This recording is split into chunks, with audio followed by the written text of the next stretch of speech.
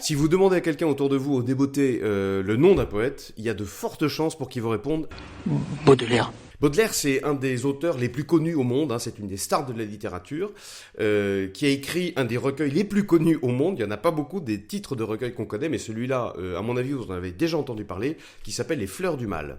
Et c'est un titre qui est très fort parce qu'il traduit exactement l'esprit de Charles Baudelaire. Il raconte très jeune que dans un poème qui s'appelle Mon cœur mis à nu, tout enfant, j'ai senti dans mon cœur deux sentiments contradictoires, l'horreur de la vie et l'extase de la vie. Voilà. Donc il y a une part très sombre et une part très lumineuse. Je parlais de 12 Kawa en disant que sa plume était trempée dans une lumière noire. Baudelaire, c'est exactement la même chose. Et ce titre-là, les fleurs qui sont très belles et le mal qui est très noir, eh bien, ça traduit l'esprit de Baudelaire. Alors, s'il y a trois choses à retenir de sa vie, déjà c'est compliqué parce que sa vie est très très riche. Mais la première, c'est que c'est un dandy, puisque son père est mort alors qu'il était très jeune et il lui a laissé un héritage assez important qu'il va dilapider complètement. Et Baudelaire, lui, il aime la vie. Il a envie de vivre, de jouir, de manger, de faire l'amour et puis d'être bien dans un pays un peu rêvé. C'est ce qu'il raconte dans un de ses poèmes très connus qui s'appelle L'Invitation au voyage, où il invite une femme dans un pays imaginaire. Il lui dit « Mon enfant, ma sœur, songe à la douceur d'aller là-bas, vivre ensemble, aimer à loisir, aimer et mourir, au pays qui te ressemble. » Et il finit ce poème par deux vers qui sont archi connus. « Là, tout n'est qu'ordre et beauté, luxe, calme et volupté. » Tout n'est qu'ordre et beauté, luxe, calme et volupté. Joli clin d'œil de la part des inconnus. C'est un peu, voilà, c'est le programme de vie de Charles Baudelaire. Voilà, luxe, calme et volupté. Baudelaire, la deuxième chose qu'il faut savoir, c'est que c'est un drogué, c'est un alcoolique, c'est un opiomane, mais c'est aussi un consommateur de hashish.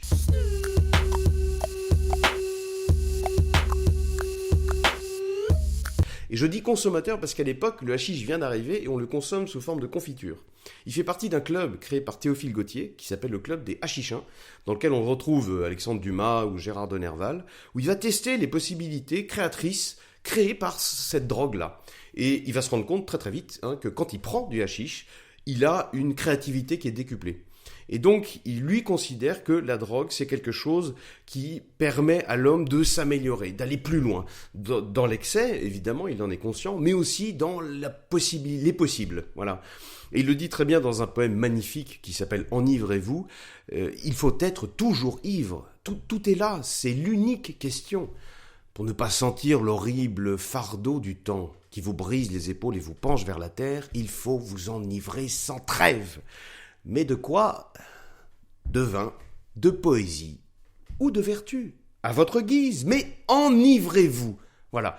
Je m'arrête là parce que je vais mettre en lien une très belle version interprétée par Serge Reggiani, qui est vraiment magnifique, ça dure 1 minute, pas plus, où il récite ce poème lors d'une interview. Je vous invite vraiment à aller la voir, c'est magnifique. Donc voilà, il ne faut pas croire non plus que Baudelaire, ça n'est que un dandy qui va se vautrer dans les putes et la coke, pas du tout. C'est quelqu'un aussi qui est très très noir, très sombre, et qui va aller chercher dans sa propre noirceur, finalement, les conditions de l'âme humaine. Et il va en tirer un idée, enfin, c'est pas vraiment un idéal, mais c'est une idée qui s'appelle le spleen. Le spleen n'est plus à la mode, c'est pas compliqué d'être heureux. Le spleen, c'est un mal-être, un mal-vivre, mais qui peut se transformer aussi en rage de vivre. Il y a quelque chose de très douloureux et de très puissant. On l'a par exemple dans un poème qui s'appelle L'Albatros, où il compare le poète à un albatros. L'albatros est un oiseau magnifique, c'est le géant des mers, mais dès qu'il pose un pied à terre, il est empêtré, il est trop lourd en fait, il n'est pas fait pour marcher. Alors il dit les marins se moquent de lui. Et ben le poète dans la société c'est pareil. Les gens le regardent et son génie est trop grand pour les gens et du coup les gens se moquent de lui. Et il finit par ce vers magnifique, ses ailes de géant l'empêchent de marcher. Voilà, c'est un mal-être, c'est un mal-vivre, il n'a pas sa place dans la société, Charles Baudelaire, et il le vit très mal. Et le deuxième, c'est un poème plus sombre qui traduit aussi le spleen. Et d'ailleurs, un poème qui s'appelle Spleen 4.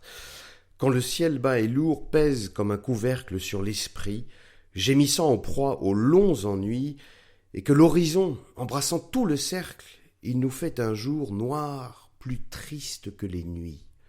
Voilà, c'est quelqu'un qui est toujours tiraillé par cette noirceur, cette lumière, cette horreur de la vie, cette extase de la vie. Je vous invite vraiment à le découvrir, je vous invite vraiment à vous plonger dedans. Il est très moderne, hein, c'est un des premiers à avoir écrit de la poésie en prose, donc il casse le vers, il casse tout ça, il écrit vraiment un texte. Il y a des situations très très belles qu'il décrit, il y a des milliers de poèmes qu'on peut découvrir, ça va forcément vous parler. D'ailleurs, je vous propose en description une vidéo où je tente une expérience autour d'un poème de Baudelaire que j'adore qui s'appelle « À une passante » et je vais essayer de tenter une expérience sonore pour vous faire rentrer par l'oreille au sein d'un poème de Baudelaire. Donc si ça vous intéresse, si vous êtes curieux, n'hésitez pas à cliquer. Et puis enfin, cette chaîne, elle est faite pour vous. Donc si vous avez des envies de poète, si vous avez envie de partager votre sentiment quand vous lisez Baudelaire, si vous êtes d'accord avec moi ou pas, n'hésitez pas à mettre des commentaires, à vous abonner pour avoir la suite des vidéos. Et moi, je me ferai un plaisir de continuer à vous apporter la poésie chez vous, au creux de votre oreille.